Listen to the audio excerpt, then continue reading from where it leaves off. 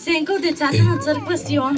Днес възкресение често бива заглушено от шум, суета и греховете на хората. Чуйте го сами. Ето го егоистът, мисли главно за себе си, без да се интересува от другите. Всичко е за мен и вниманието, и масата, и парите, всичко е за мен. Ето е алчната, иска все повече и повече пари, вещи и внимание. Няма пари, махай се. Ето като имам пари, искам още и още. Ето го завистливия, чувства злоба или тъга, защото друг има нещо по-добро. Хората гледай какви обувки имат, нещо Защо той има по-скъпи обувки от мен, а тя има по-скъпо яки от мен, защо не съм като тях? Ето го лъжецът казва наистина, за да се покри или да извлече полза. Да, ще ти дам парите. Не, бе, то спа как ще е за... Да, ще идвам на църква.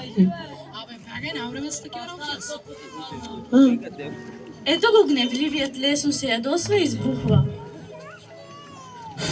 То с не ми даде парите си, ако ще правя, аз ще го правя. Всичко ме ядосва, трафика, хората, опашките, Ето е мързеливата, не обича да полага усилия, избягва работа и отговорности.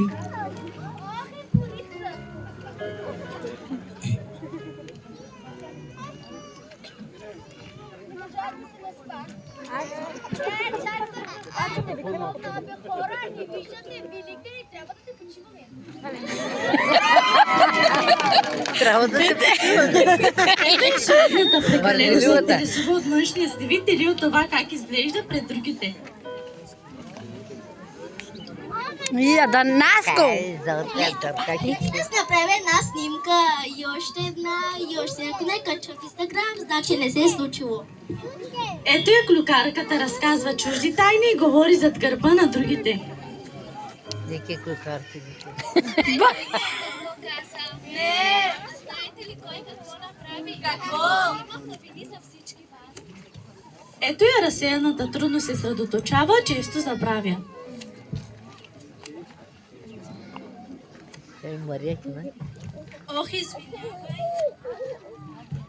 Ох, Гледай си в краката, не в телефон. Гледай къде ходиш. Ето го надменният, държи се високомерно, смята се за по-добър от всички. Покярда бе! Аз съм над всички. Простите хора ходят там. Ето е неблагодарната, не оценява помощта или добрината на другите.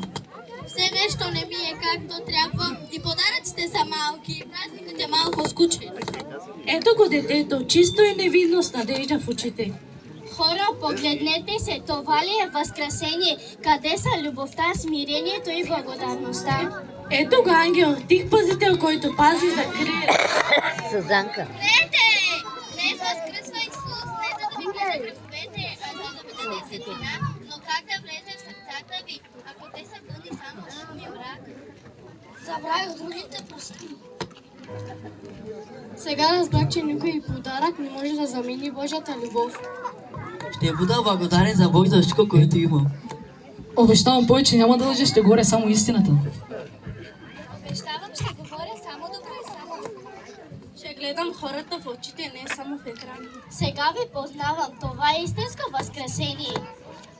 Нека светлината на Христос ви води, нека я носите в сърцата си, а не само в подаръците.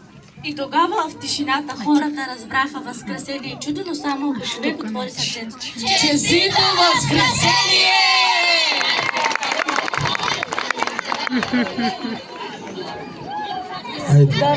Дайте микрофоните. Чак паши музика кара се. Той, дяса паши. Паши музика кара се.